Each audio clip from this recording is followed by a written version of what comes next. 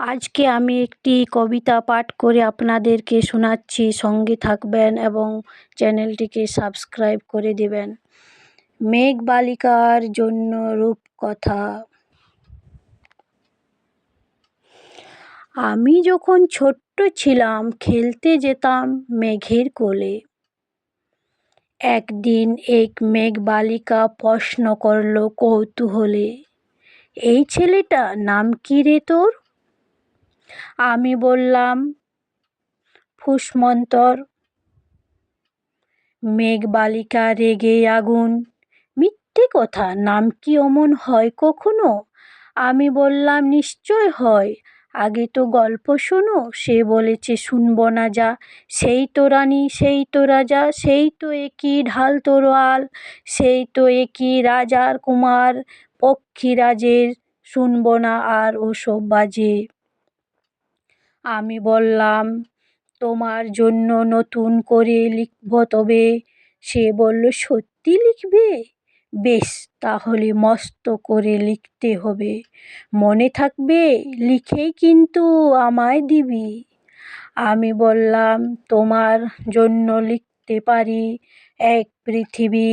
লিখতে লিখতে লেখা যখন সবে মাত্র 2-4 পাতা, হঠাৎ তখন ভূত চাপলো আমার মাথায়। খুঁজতে খুঁজতে চলে গেলাম ছোট্টবেলার মেঘের মাঠে। গিয়েই দেখি সে নামগুলো তো একটিও নেই তল্লাটে। একজনকে মনে হলো ওরই মধ্যে অন্যরকম। এগিয়ে গিয়ে বলি তাকে, তুমি কি সেই মেঘবালিকা?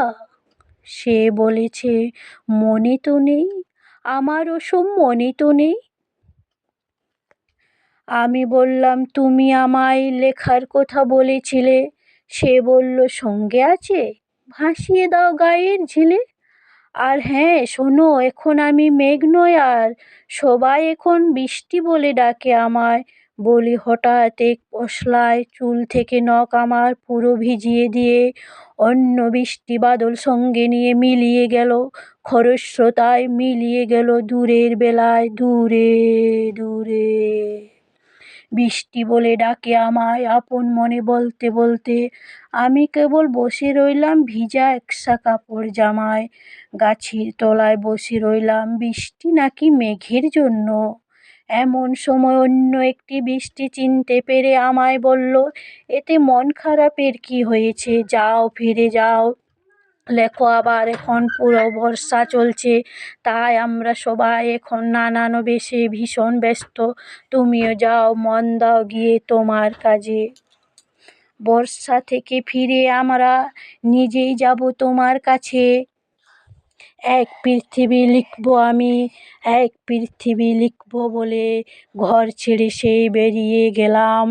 ঘর ছেড়ে সেই ঘর বাঁধলাম গহন বনে, সঙ্গে শুধু কাগজ কলম।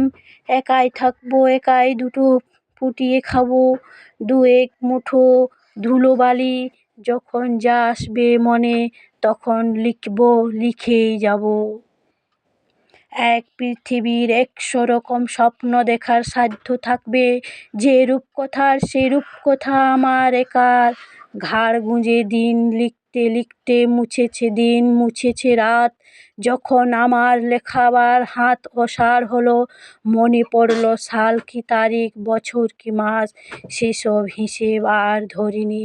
লেখার দিকে তাকিয়ে দেখি এক পৃথিবী লিখব বলে একটা খাতাও শেষ করিনি। সঙ্গে সঙ্গে ঝমঝমিয়ে বৃষ্টি এলো খাতার ওপর, আজীবনের লেখার ওপর। বৃষ্টি এলো এই অরণ্যে, বাইরে তখন গাছের নিচে নাচছে ময়ূর আনন্দিত। এ গাছ ও গাছ, উড়ছে পাখি, বলছে পাখি, এই অরণ্যে কবির জন্য আমরা থাকি। বলছে ওরা কবির জন্য আমরা কোথাও, আমরা কোথাও, আমরা কোথাও হার মানিনি। কবি তখন কুটির থেকে তাকিয়ে আছে অনেক দূরে, বনের পরে, মাঠের পরে, নদীর পরে, সেই যেখানে সারা জীবন বৃষ্টি পড়ে, সেই যেখানে কেউ যায়নি, কেউ যায় না কোনো দিনও। আজ সেই কবি দেখতে পাচ্ছে সেই দেশের সেই ঝর্ণা তোলার এদিক ওদিক ছুটে বেড়ায় সোনায় মোড়া মেঘ হরিণী কিশোর বেলার সেই হরিণী কিশোর বেলার সেই হরিণী প্রিয়াঙ্কা মাহাতো।